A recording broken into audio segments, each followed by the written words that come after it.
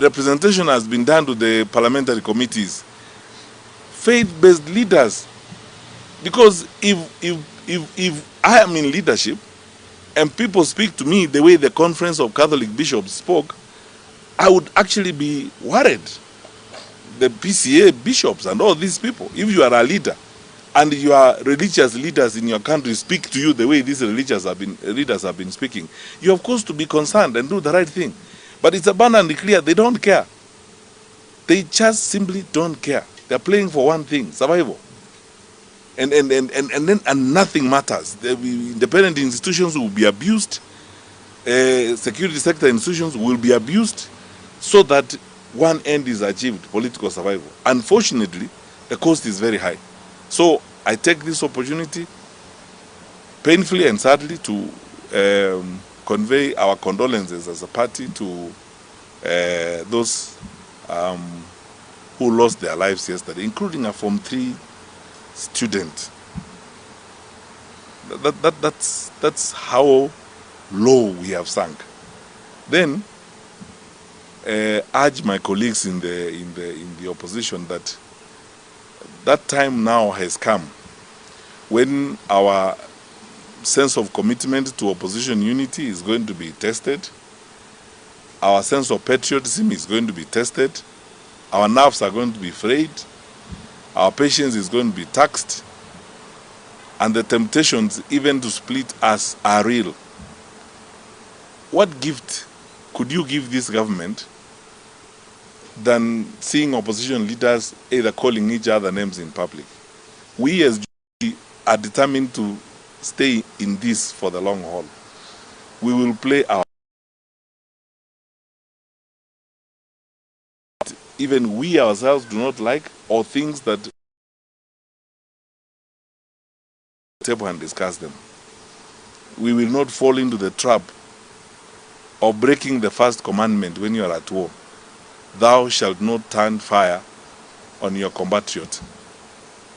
The challenges we have are coming from one direction, the government of the day, and now is the time for us to cross ranks, work together, and ensure that we do the right thing for the country. I pray that we fall into those temptations of focusing on each other and criticizing each other, and sometimes using language that is intemperate. Patience is being tested. Some of these things are done by government so that we can fight amongst ourselves. We must refuse to walk down that. We as Jubilee are going to refuse to walk down that path. We will work together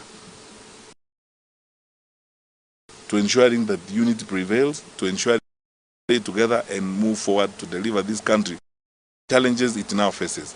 The worst, the crime and insecurity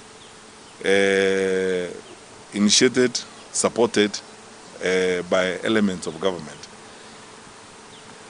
Finally, before I finish, you wonderful people in the press, I want you to check this on your own. Over the years, when we were in government, we always periodically did a mop-up of small arms in the wrong hands because of where we find ourselves as a country. We have porous borders around us, and we have conflict virtually in every one of our neighborhoods. And because of that, we sustained that practice of mopping small arms and burning them every so often. What is harrowing to me, even with the knowledge I have on how the security sector operates, there were armed people in that Homa Bay meeting, some of them shooting. Nobody knows whether they are actually people from the disciplined groups. My sense and suspicion is that there are far too many small arms in the wrong hands in the country, which is now fueling up the confidence of criminals and criminal activity. Now, how do we go to an election in that kind of environment? I don't want to say we're asking the government. This is common sense. It's something they know they ought to do. It's something they know they ought to do. And if they are not doing it, they are not doing it deliberately because they have an end they want to achieve. I cannot imagine how with the kind of security resources we have in the country and the kind of infrastructure we have, we could see the violence in the scale of what we saw in Homa Bay. For 2 days, a rural county in Kenya is actually under the spell and control of criminals. For 2 days. And we behave as if this is normal. I have done my duty as a leader on behalf of my colleagues.